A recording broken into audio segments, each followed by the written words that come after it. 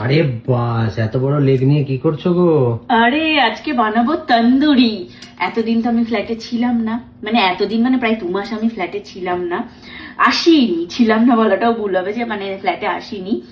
আগে তো যেহেতু আসতাম মাঝে মধ্যে একটু শুটিং এর জন্য, সেটাও বন্ধ ছিল, আসাই হয়নি, মানে সময় পাইনি।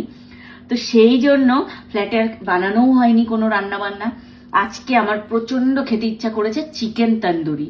শাওনকে বলেছি, হুকুম করেছি যে আমি আজকে যাব, আজকে প্রথম ফ্ল্যাটে এলাম বিয়ের পর, চিকেন তন্দুরি আমাকে খাওয়াতেই হবে।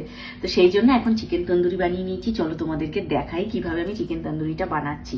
তো এই দেখো, প্রথমেই এর মধ্যে আমি নিয়ে নিয়েছি হচ্ছে আদা, কাঁচা লঙ্কা, রসুন আর ধনেপাতা।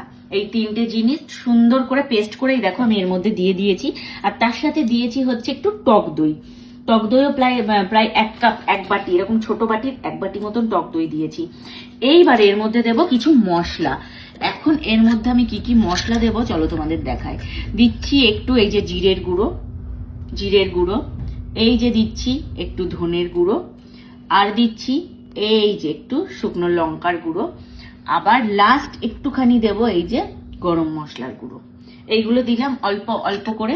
দেওয়ার পর এইবার আমি এর মধ্যে দেব একটুখানি স্বাদ মতন নুন।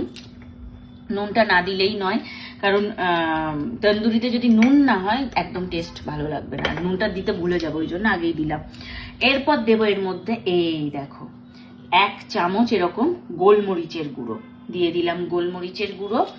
আর দেব এই যে এটা হচ্ছে আজওয়াইন যেটাকে বলে, এই যে আজওয়াইন দিলাম একটু হাতের মধ্যে।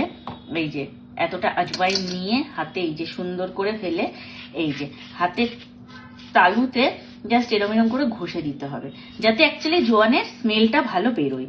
ঠিক আছে, তোমরা চাইলে হালকা ক্রাস্ট করেও দিতে পারো, কিন্তু আমি হাতে ঘষে দিচ্ছি এখন, যেহেতু মিক্সি মেশিনে আবার দেব। আর দেব লাস্ট সর্ষের তেল, একটুখানি সর্ষের তেল।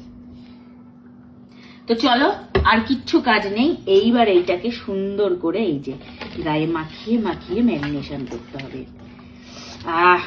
দারুণ একটা স্মেল বেরিয়েছে। সর্ষের তেলের স্মেলটা এত সুন্দর, আর তার সাথে ধনেপাতার স্মেলটা মিলেমিশে যেন এক হয়ে গেছে। এই যে এরকম সুন্দর একটা গ্রেভি করে নিয়ে ব্যাপারটাকে মাখতে হবে। তোমরা চাইলে এটা একটু ম্যারিনেশন করে রাখতে পারো, কারণ এটা একটু আধা ঘন্টা মতন, 30 মিনিট মতন ম্যারিনেশন করে রাখলে কি হবে, এই মশলাটা পুরো এর মধ্যে ঢুকে যাবে। আর যাদের হাতে সময় থাকবে না তারা সাথে সাথেই করে খাবে। তবে আধ ঘন্টা একটু ম্যারিনেশন করে রাখলে এটা দারুণ টেস্ট হয়, দারুণ, সমস্ত মশলা এর মধ্যে ঢুকে যায়। তো চেষ্টা করবে একটু আধা ঘন্টা আগে ম্যারিনেশন করে রাখার। যদি তোমাদের তন্দুরি খেতে ইচ্ছা করে আধ ঘন্টা আগেই রেডি করবে। তো চলো, এইটা এখন সম্পূর্ণ রেডি হয়ে গেছে। আমি এটা 15-20 মিনিটের জন্য একটু রেস্টিং টাইম দেবো। 15-20 মিনিট পর আমি এটা মাইক্রোওভেনে যখন দেবো তখন আবার তোমাদেরকে দেখাচ্ছি।